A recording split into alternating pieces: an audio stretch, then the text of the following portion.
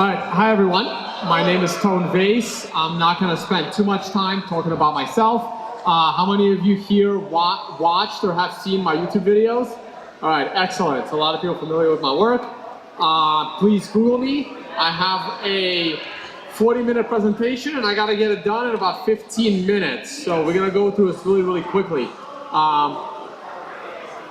I feel that people are starting to get lost in all of these altcoins and all of these ICOs.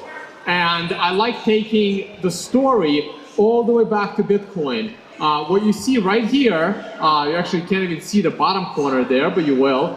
This is the entire price history of Bitcoin up until a few months ago.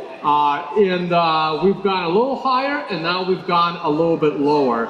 And I want to explain why Bitcoin was such an amazing invention, why it's so important to us, and where it could be going into the future. But I always like to start this story off with something that happened long before Bitcoin came into existence.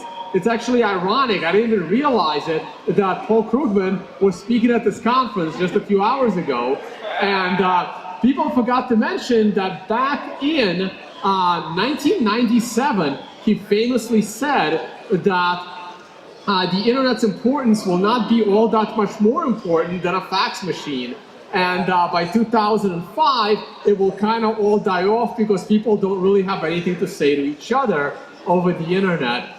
It was a very interesting comment about the internet. Let's hear what another economist had to say around the same time period in 1998. Oh, let's play that video.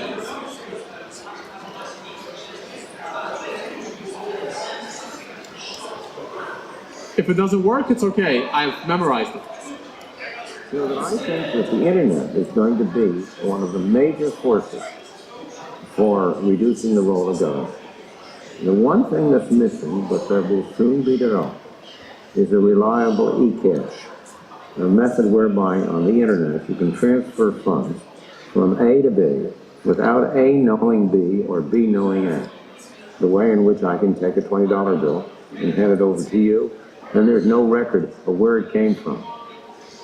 And you may get that without knowing who I am. That kind of thing will develop on the internet, and that will make it even easier for people to use the internet. Of course, it has its negative side. It means that the gangsters, the people who are engaged in illegal transactions will also have an easier way to carry on their business.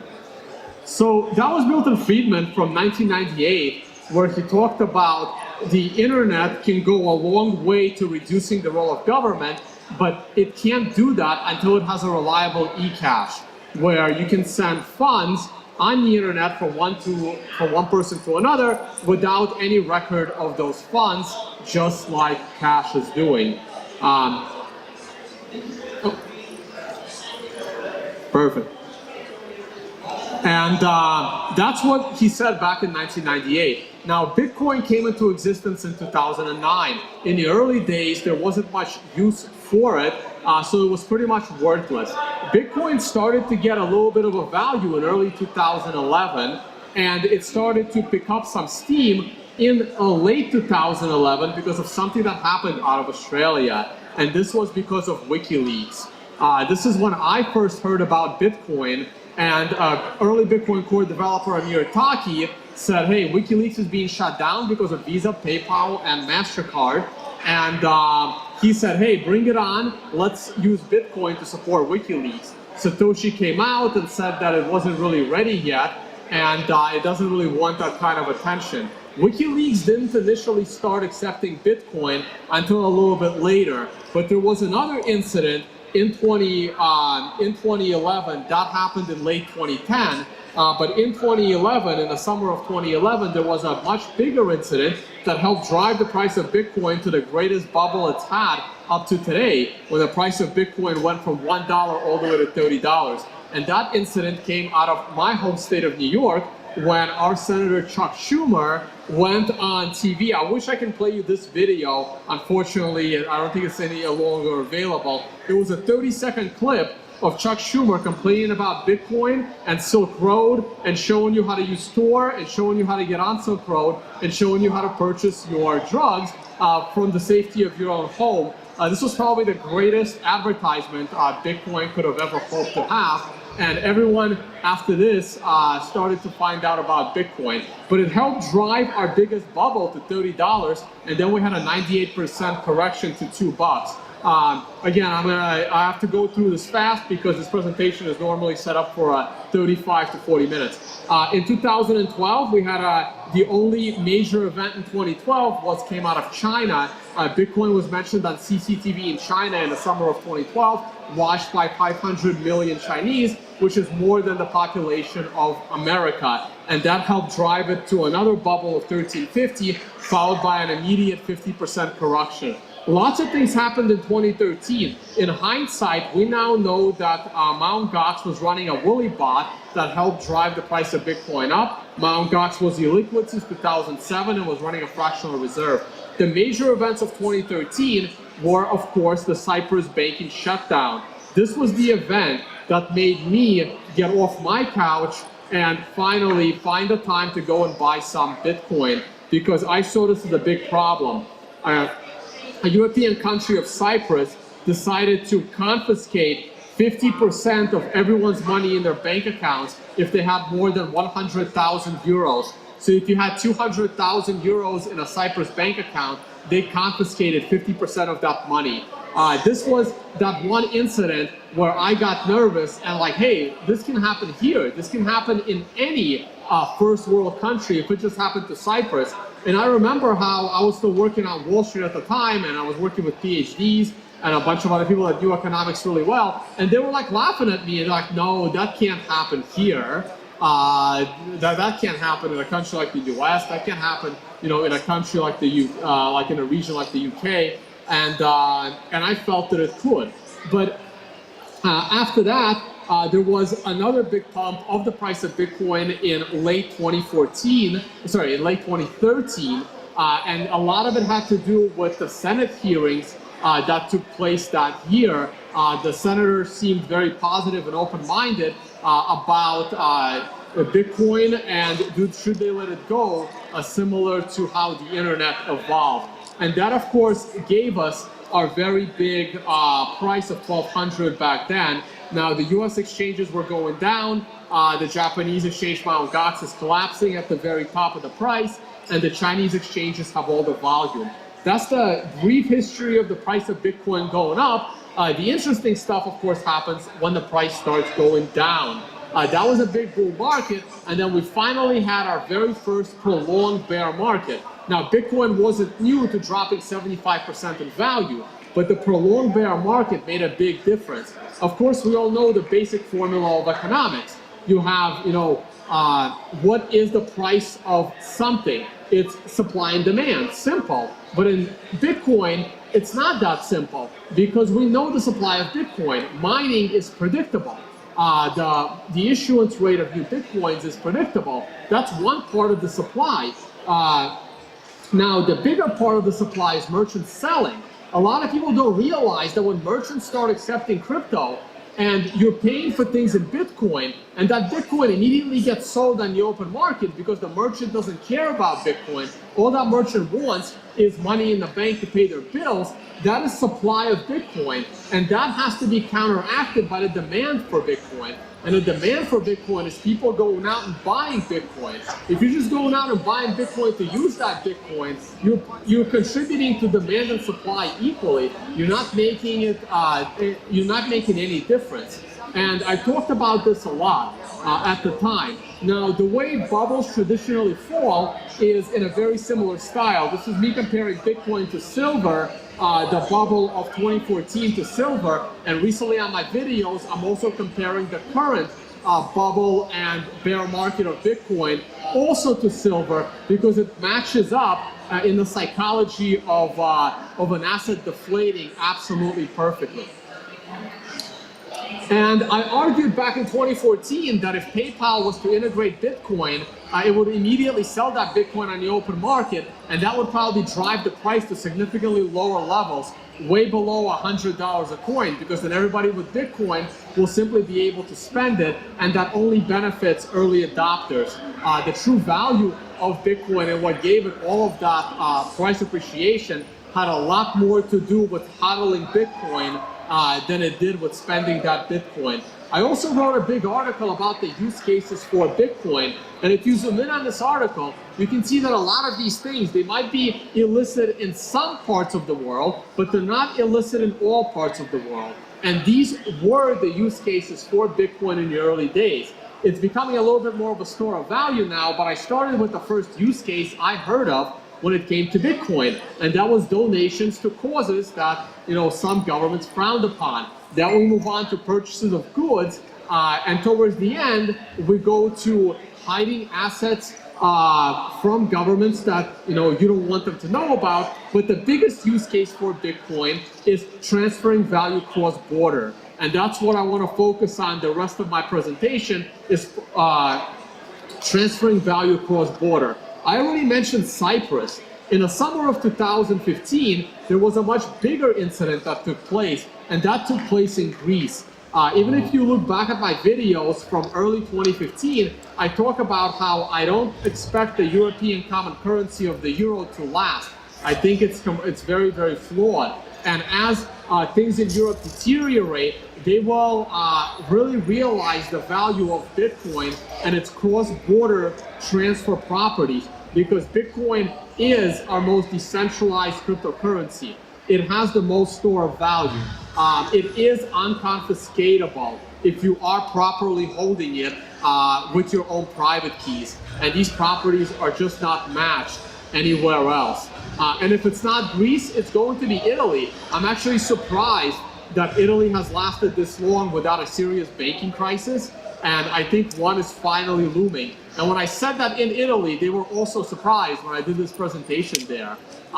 Spain and Portugal are also not in great shape, and French banks are also not in great shape, and Germany can only hold Europe up for so long. So what happens if an incident like that occurs? Well, people simply get up and move.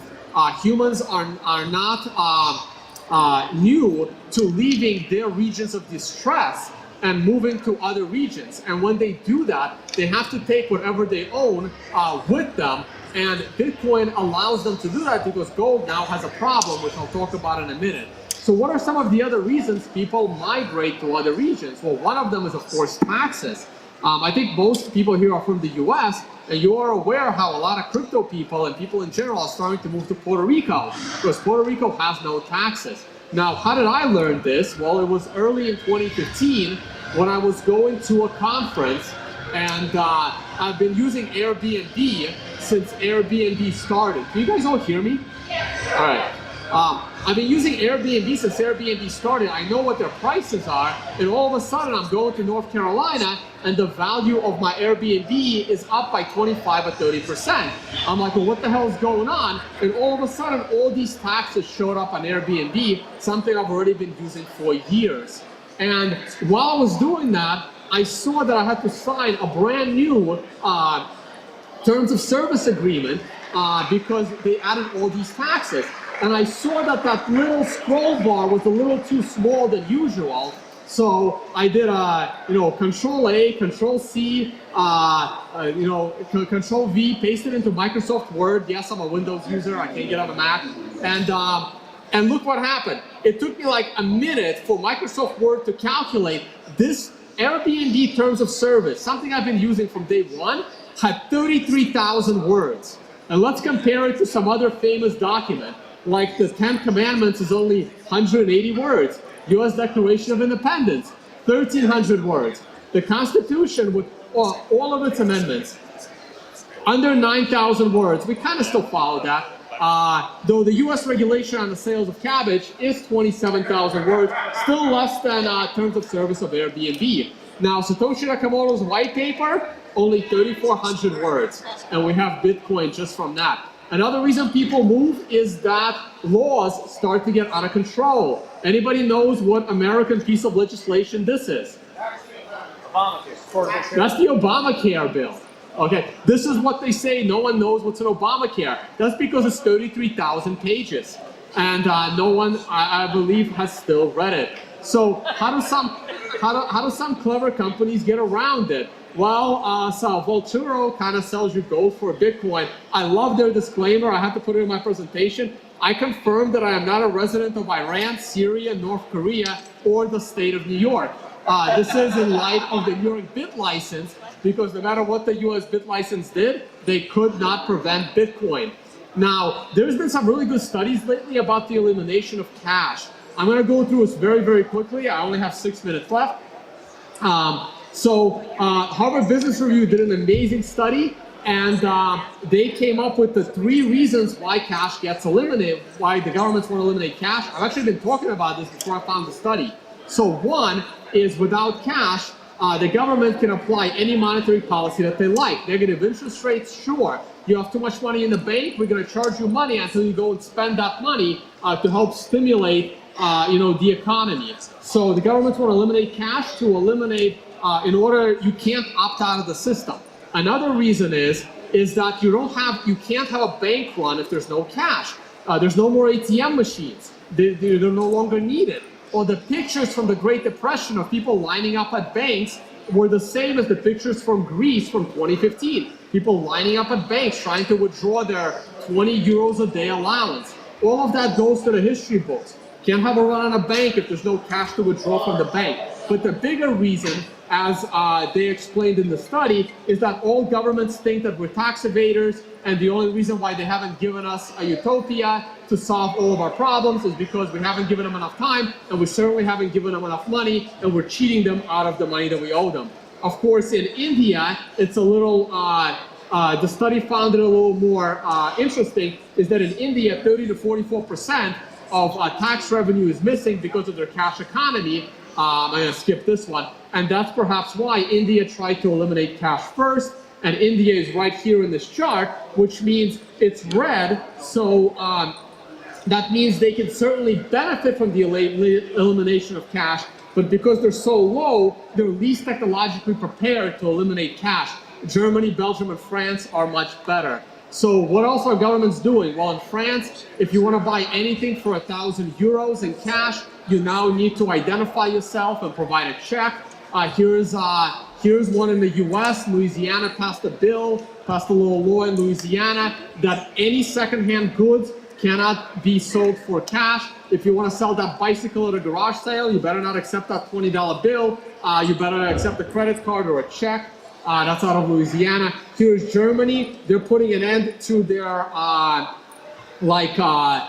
they've passed a bill, illicit trafficking of cultural objects. So if you have a painting on your wall, if you have some rare coins, if you have any kind of historical artifact over 100 euros, you now have to identify so that they know that you own it, most likely for tax purposes. Their excuse is that terrorists are excavating ancient sites all over the world, and that's how they're financing their operations. Obviously ridiculous, but hey, that's them. So what happens when people get fed up? Well, they just move. This is the population of Rome. This is from Martin Armstrong's website. The population of Rome crashed. They had a huge public sector. Their military. They promised all of these pensions, all of these benefits. Their massive public sector was the military, and eventually they couldn't support that military anymore. The military, A, stopped protecting the city, and B, actually came back to the city to get what they're owed. It's not exactly the same today in the US. I don't really worry about the US national debt. It's 20 trillion, but so what? I mean, we have as many guns as anybody. No country is coming here to collect. The problem that you want to worry about is the 120 trillion in unfunded liabilities. That's the money that is owed to the people of this country. These are all your firemen, your policemen, your medical, and all of the other government employees and subcontractors. When the check doesn't clear to the people in this country that are actually having the guns, then you have a problem in the street a little bit. So I worry about the unfunded liabilities, not the national debt. And the population chart is the same. It's very hard to travel gold cross-border, mostly because metal detectors have made gold a very terrible means of cross-border value transfer when shit hits the fan in your country, as they say. And some customs cards make you declare all of your gold that you're traveling with. Some headlines saying why Greece doesn't need Bitcoin, and right after the crisis, why Greece needs Bitcoin. And that's all the time I have. I normally talk you.